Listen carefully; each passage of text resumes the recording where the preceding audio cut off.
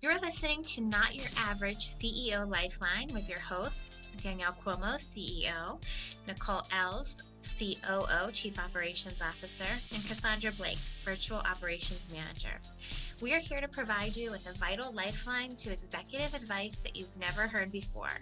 We have the tools, the resources, and the tactics to help you reach the next level. Whether you're just starting out or have been in business for decades, listen in for exclusive tips and content to suit your needs. Hi, and welcome to another episode of Not Your Average CEO Lifeline. Today, we are joined by CEO Richard Blank of Costa Rica's Call Center. Thank you so much for joining us today, Richard. We are so happy to have you on. Can you tell us and our audience a little bit about yourself and your background as a CEO? Absolutely. Nicole, Danielle, Cassandra, thank you so much for having me as a guest today. And I'm really excited to be here. Yes, I am the CEO of Costa Rica's Call Center. We're celebrating our 14th year. And my story really began back in Northeast Philadelphia back in 1991 when I graduated Abington High School. I loved Spanish. So I was going to be a Spanish major in college at the University of Arizona.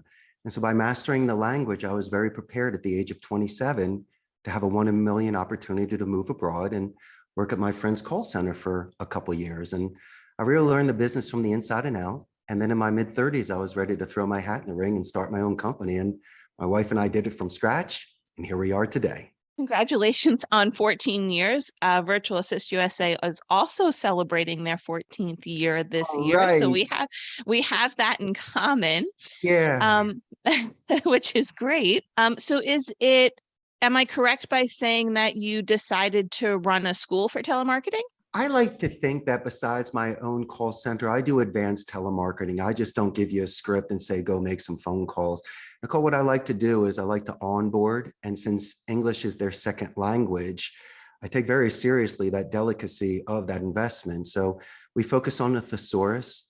I concentrate very much on conflict management, diplomacy, and strategy on the phone. So we try to reduce any sort of rabbit holes. We're able to do first call resolutions, reduce our talk time, and our conversion ratios are better. So it's not this sort of frustration you and other people may receive when you're making a phone call into a company. We really try to give this superior service. And so it is an art of speech. And so by running a school of telemarketing in the last 22 years, Nicole, since I've been here, I've trained over 10,000 local Costa Rican ticos. And so I believe that my influence and my structure and the fact that we do follow the labor laws and make sure that agents are making calls with ethics, that's spread throughout some of the other centers as well. And so for me, once again, telemarketing might be given an interesting sort of reputation from what you see in the movies, or sometimes you're bothered during dinner. But the four of us know that a lot of people do earn a living by making and receiving calls for a company. Yes, and we definitely do know that. So how do you approach those misconceptions of telemarketing, cold calling? Is it good, bad? How do you usually approach them? Well, that's a wonderful question. I'm very selective of the verticals that come in here. So as much as I'd like to grow past my current 150 seats, and I am growing slow and steady, I have to make sure I can fulfill the need of the agent. Since we're in a strict Catholic country, they have to go home and tell their parents what they do for a living. So it's not like I wouldn't want to take on a project, but there's a certain sort of profile of an agent. Not everyone sells stock. And a lot of companies that we have do work in other sort of industries, such as transportation or law, movies and music. These are some of the campaigns that I have. So that the agents that I do hire, I make sure that they're on a level playing field, that my clients do supply us with all of the resources. And even if they're short a little bit when it comes to a script or rebuttals, I can definitely lend my resources. And sometimes they don't have a predictive dialer or a CRM system or even a quality control department. And so these are the sort of things that we discuss so we can have a little bit more control over the coaching and reducing any sort of bad habits. But in regards to our reputation, as I say before, when you show empathy towards somebody and you don't make a telemarketer or even any sort of employee in any industry feel expendable or like a robot, you'll probably get the best out of them. So I think just by doing it old school, Nicole, in the way that we were raised, that stuff really gives you mileage and gives you the dividends. I agree. And thank you. I know you said that you loved, the Spanish language and you were given the opportunity. Can you talk to us a little bit about still why Costa Rica? I got so lucky on that, Nicole. Great question. If my friend wasn't here, I could have been anywhere. But Well, how that's about right. this? Yeah. If you can get past your parents' guilt, you can live anywhere in the world. So, and this was my argument. It just wasn't Costa Rica. I know that I was going to be an expat and living in a country that spoke Spanish. But when I was 18, and a lot of my friends were going to Ivy League and they were studying law, medicine, engineering, and architecture, maybe I was the dreamer because I was just doing the long shot second language thing. And, there's certain sort of opinions that are provided for you, and people have certain career expectations. But when I had to make my argument to my family, I pretty much said, well, what about great grandpa? He came over from Europe. He learned a second language, English, and he started a company. So it's kind of our family tradition. So they allowed me to, I guess, follow my passion as long as my intentions were honorable. And it's not the easiest thing learning a second language. You really want to immerse yourself in it. And maybe that's why I chose Arizona. So I could do dedicated practice outside of the classroom. There's a lot of people that do speak Spanish in Tucson. And when I was in college, I did an internship for Telemundo so I could get experience, work experience, but I could still use the Spanish. So I literally had to drink, eat, sleep, and live this to get it, because some people have photographic memory or different sort of educational structures where they can just really learn materials a lot faster. But to me, I just wanted to do it through relationship building and going to movies and watching it in Spanish or having conversations. But ladies, I did know this, that I was marketable. If I were bilingual, I could do something that 10 of my best friends couldn't do. And a lot of the companies that hired me was the fact that I could enter these certain markets and just show very good faith off the bat by learning their language and being able to make stronger points. And so I guess it was really just the momentum, Nicole, that kept me to keep studying it. And I also saw the positive reinforcement from the clients that I got and how people received me when I was speaking that language. So it was really just something, a self-goal that turned into a career. And I couldn't be happier. It's more of a luxury trade if you think about it. Yes, that's so wonderful. I know that you have to fully immerse yourself, especially with language. Otherwise, it goes just out. It flows out. I've taken probably 12 years of Spanish in education, and I cannot I cannot speak it fluently. It's because I don't immerse myself. But finding what you love to do is, I think, a blessing. It feels like you don't ever work when you find what you love, and which is what I found here. So I can relate to that as well. That's great. Yeah. And you know what it is, if I may, it's really about grinding out the grammar. I mean, you have to study the subjunctive tense. You got to study the past tense. You have I to, do. you really don't memorize it. You got to know how to use it. And do Mhm. you remember the show Happy Days when Potsy was singing his Of course. answers to this one test he had? I had to create stories and songs in order to, understand certain conjugations. So as much as I'm repeating a poem or a song, it was helping Richard. And so if that's my cheat sheet, then so be it, Nicole. Wonderful. I have a question for you, Richard, changing this a little bit, Yeah. changing direction a little bit. So, as you know, all of our listeners, our audience, are CEOs, entrepreneurs, business owners, executives, and they know that telemarketing can be very time consuming, very tedious, and difficult to do in-house. So, Yes. how do you, as the CEO, keep employee morale up, keep everyone happy, and keep your employees in a good position? We'd love to hear some advice for our listeners. Wow, Danielle, that's an amazing question. That's why I love being on this podcast today. I have so many answers to that. Allow me to start with my favorite. I have a gamification culture. So this is how I can keep morale high.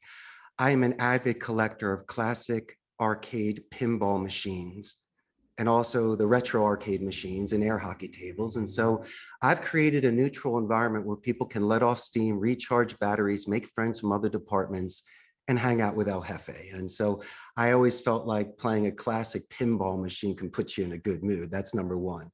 Number two, since English is their second language, everything they're doing is a return on investment of their education. And so it is stimulating for them. And I don't want them to be complacent. That's why we're always constantly expanding their vocabulary and their skills. But they're doing such intense concentration for short periods of time. They're doing the double, Danielle. They're doing the listening, but they're translating. And so anybody that has that sort of ability has superior skills. And we can definitely work with them there. And the first thing I do, my friend, is when they come into my training class, I put fear into perspective. If they think this new project they're going on is going to be difficult, I let them know that learning a second language is 10 times harder than what they're about to do. And then also in regards to telemarketing and making it difficult, this is what I've seen without getting into too much detail. Danielle, when someone is too well rehearsed, they become commercialized. I see them almost as like a print, and they're not a painting. I think somebody should be raw and show their essence on the phone as what they got them there originally. Now, I don't want them to be a clown, but there are certain things you can do on a phone just to show a little bit more active listening and sincerity, especially by asking follow-up questions on things. And my favorite thing to do is a positive escalation. Let's say hypothetically, I'm calling your company, not Your Average CEO Lifeline, and I really want to speak with Nicole, but either you or Cassandra answers the phone. Well, not only would I properly introduce myself and be your biggest fan, but before you transfer me and give me the pass to pitch Nicole, I'm going to let you both know that I'm going to let her know how amazing you were. And so when Nicole answers the phone, I'm going to go, Nicole, I just got to let you know, Danielle and Cassandra are the greatest. And she's going to feel good. Then she's going to say, Richard, let's have a nice conversation. We're already starting off with momentum. I did it verbally, but also, Danielle, I'm going to do it in written as well. Because when I follow up with Nicole about the conversation we had in our next steps, I will mention you and Cassandra. And so when I call your company back again, you're going to answer the phone and thank me so much for complimenting you to Nicole and telling me more about your company culture and anniversaries and promotions and things where I could learn it better. And so if people are seeing somebody as a gatekeeper, as a filter, they're looking at it the wrong way. They are a gift. They are a plethora of information. And if they can go into these sort of calls, thinking about just sharing ideas and putting your checkbook away because it's not a Glengarry boiler room, Wolf of Wall Street close, you might build a beautiful pipeline. You might understand and respect another company's boundaries and their protocol, and you'll earn the good faith to be able to get their business compared to other people, Danielle, that might just be angling themselves to get an appointment with Nicole. Yes, that's wonderful advice. I think that our listeners are going to find that very valuable. So, as you know, the title of our podcast is Not Your Average CEO, and one of the reasons that we have you as a guest on our podcast is we don't think that you're average. We think that you're doing things a little bit outside the box, obviously very successfully. So can you explain to us what being, not an average CEO means to you, and perhaps any advice for others? I'm so glad you brought that up, Danielle. Once again, excellent question. I'll explain it two ways. When I first came to Costa Rica, I did not come in at a C-level. I did not know the contracts or the finances. For 4 years, I sat with the local Costa Rican ticos, and I got to see the good and the bad and the happy and the sad of being an agent. I saw that side. And so once I became a C-level executive, you have leverage. I could hire or fire, make or break you. I decided to do the former. You really judge someone's true character during good times and chaos. And so my goal is not to intimidate or to destroy someone's morale in front of people for my own ego. That's the last thing I want to do. Above average CEO shows empathy. They give dignity. They look to delegate so they can expand and scale. They're looking for certain areas where instead of being, you're on the right bus, it's just finding the right seat for somebody. And if you could uncover someone's gifts, then what you do is you nurture that. And a lot of CEOs are maybe either egocentric or they're paranoid and they're control freaks where they do not want to give other people responsibilities.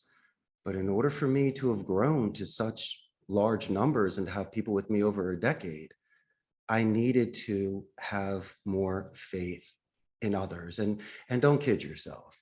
I've been disappointed sometimes. I don't get angry, I get disappointed. And especially during COVID, I expected some people to step up to the plate and disappointed me. And then I had others that were just great people, but really showed leadership, as I mentioned, among chaos.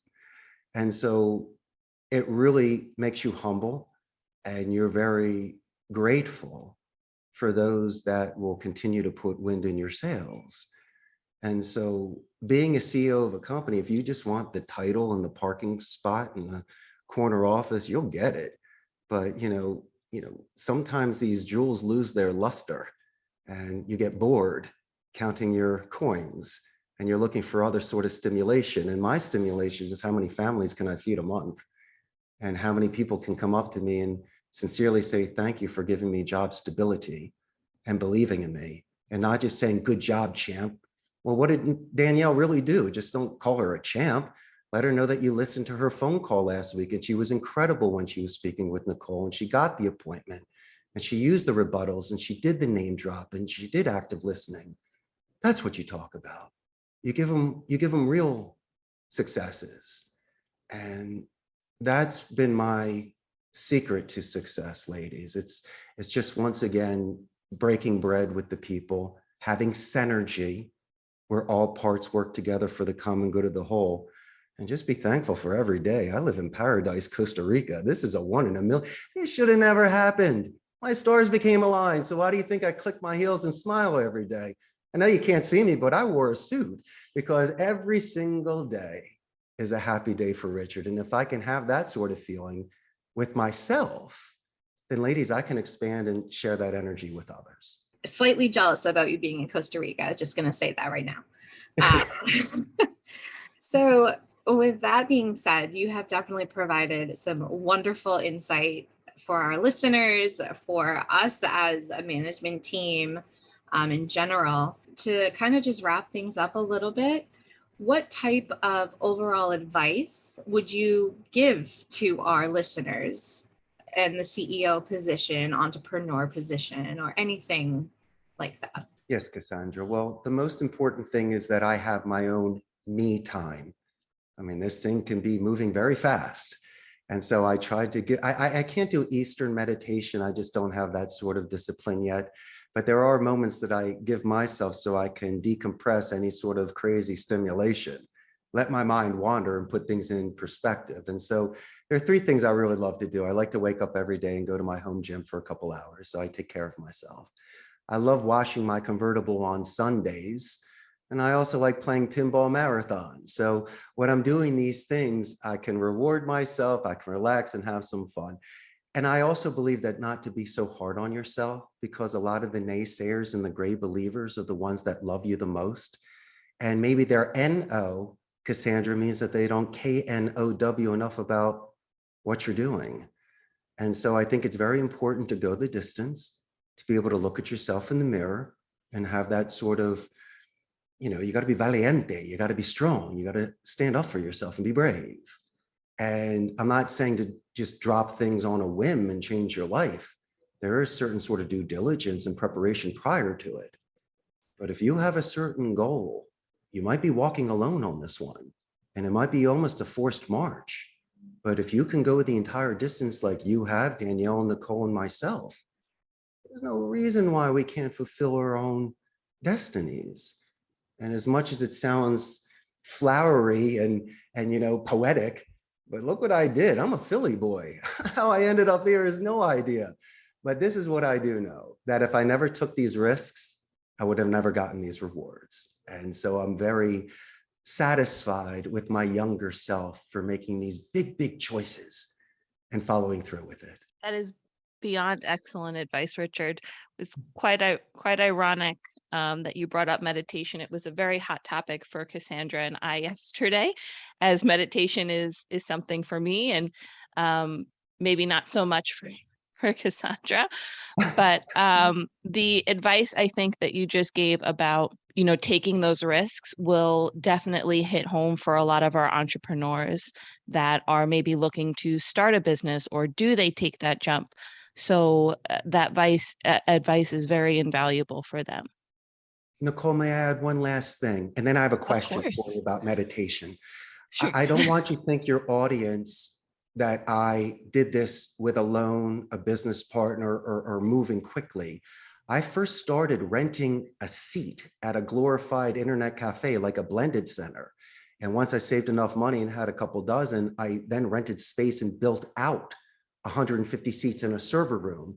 And after a couple of years there, then I was able to build out my own personal center where I own the building. And as grandma said, if you can't pay for it in cash, don't do it. And so what I did was like the tortoise, not the hare. And when I did have a few setbacks, I had enough acorns to last the winter, and I could weather those storms. So I didn't give job instability, and I wasn't angry all the time. It's not as glamorous as you think it is, but my suggestion is to save your money. And if you do so, it will give you that much more flexibility, and you'll be able to handle any sort of adverse effects that happen to your business. And so my other question is, you were talking about meditation yesterday, and I can't sit and do the breathing and the humming and stuff. Can you give me one quick bit of advice that I could take with me for this weekend in regards to meditation? Sure. I'll give you the same advice actually I gave Cassandra, that you don't have to necessarily meditate to a specific type of music or sounds. You have to just listen to what works for you. So for me, it's very hard for me to steady my mind. I have a lot of thoughts, right, that run through. Just being my, my personality and my behavioral style, I've learned to let them flow, not necessarily have anything in the background, but just to reflect on myself and let it kind of flow like a river, but also to just listen to what I need and not necessarily fit the mold of this is what meditation should look like. So that's my advice on meditation. I want to just quickly also touch on the wonderful point that you made about weathering the storm. It is definitely not easy to start from the ground up as an entrepreneur. And I think a lot of people may give up, and we hope that this podcast will give them the strength to move through it and to really weather the storm, like you said. So thank you for that advice. You're welcome, Nicole. Absolutely. Do you mind telling our listeners where they can find more information about you? I would love to. First, they can buy a first-class plane ticket and fly and come visit me in Costa Rica. That would be wonderful. I know Cassandra wants to come down. I know she's jealous. And so maybe the second podcast we do, ladies, will be on site in Costa Rica. For real, I would totally jump on that. There is some ecotourism here. If you love waterfalls and the beaches and zip lining and the monkeys and iguanas coming up to your room, you would really love it here. But your audience can give me a call, 888-271-6750. Shoot me an email, CEO, Costa Rica's callcenter.com. And I do have a very large Facebook fan page. About 98,000 local Costa Ricans are there. They cannot wait to meet the three of you when this podcast goes live. And also for your audience, it could give you a chance to see what the pulse is of business process outsourcing in Costa Rica. We're north of Panama, south of Nicaragua. We are the only democratic society. We don't have a standing army, so we put all of our money back into education with a 95% literacy rate.